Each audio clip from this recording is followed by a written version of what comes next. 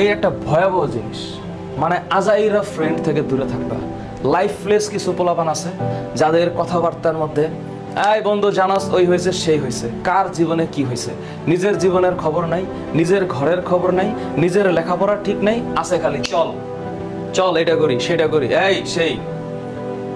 No, হ্যাঁ, always মাথায় রাখবা দুষ্ট গরুর চেয়ে শূন্য গোয়াল ভালো।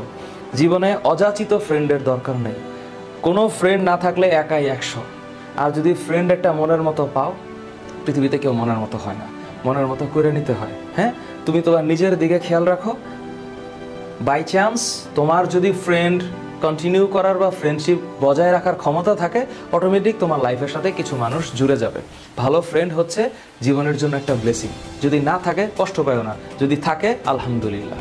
কিন্তু আইডেন্টিফাই করে অসৎ সঙ্গ যেন না থাকে।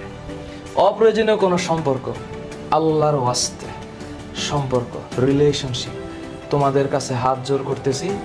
হ্যাঁ, এখন মনে করো যে হরমোনাল যে বাড়ি, কত কিছু যে ভালো লাগবে না, আহা হা, দেখলেই ভালো লাগে। ওয়াও, এমন করে তাকাইছে ভালো লেগেছে, ওইভাবে হাসি দিয়েছে ভালো লেগেছে, ভালো জিনিস ভালো। কিন্তু এখানে একটা শব্দ আছে লিপ্ত। এই লিপ্ত মানে হচ্ছে আটকে যাওয়া, স্টিক হওয়া যাবে না।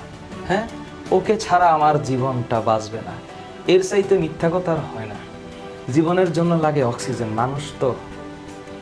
হ্যাঁ, এইসব ফাও বলি, এই সকল ডায়লগ মুভির স্ক্রিনে ঠিক আছে, হ্যাঁ, বাস্তব জীবনে ঠিক নেই।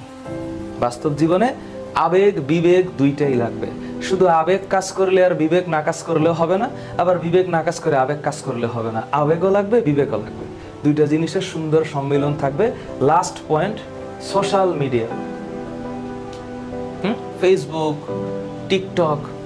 টিকটক না করে জীবনটার একটু ঠিকঠাক করো, তাহলেই দেখবা মাশাআল্লাহ আলহামদুলিল্লাহ।